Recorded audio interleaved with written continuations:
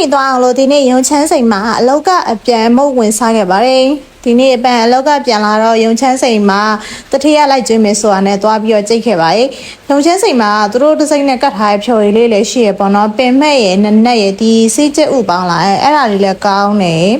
ဆောက်လို့ကောင်းတယ်ပေါ့နော်မထင်ထားဘူးဒါကတော့ပန်းအမယူထားတာပါပန်းအလုပ်ရှင်တွေကိုအမလိုပဲခေါ်တာပေါ့နော်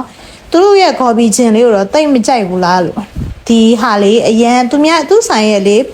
မိတ်ဆွေနေချတဲ့နဲ့တော်တော်များများလဲအဲ့ဒါပဲမှားနေကြပေါက်စီဟင်းဆိုလားမသိဘူးပန်းလဲကြိုက်သွားရောစားကြည့်တော့တော်တော်ကောင်းတယ်ဒါကြတော့အမတယောက်ထပ်မှာထားဒါပန်းကကြတော့မာလာကိုအမဲဥချမ်းလေးနဲ့ခောက်ဆွဲလေးစားပါမယ်ပန်းမျိုးရဲဆိုင်မှာတော့စားဘူးလေဒီတောင်းကလာဆိုင်ကကြတော့ဒီဘက်အခုတစ်ခေါက်မှစားဘူးတာပေါ့နော်သူ့စီမှာမင်းတို့တွေအောင်ဆုံးအောင်မစားရသေးဘူးတစ်မျိုးနှစ်မျိုးသုံးမျိုးလောက်ပဲပန်းကစားရသေးရဲ့အခုနဲ့ဆိုရင်လေဒီပေါက်စီဟင်းရလေးမထင်ထားဘူးကွယ်တော်တော်လေးကြိုက်တယ်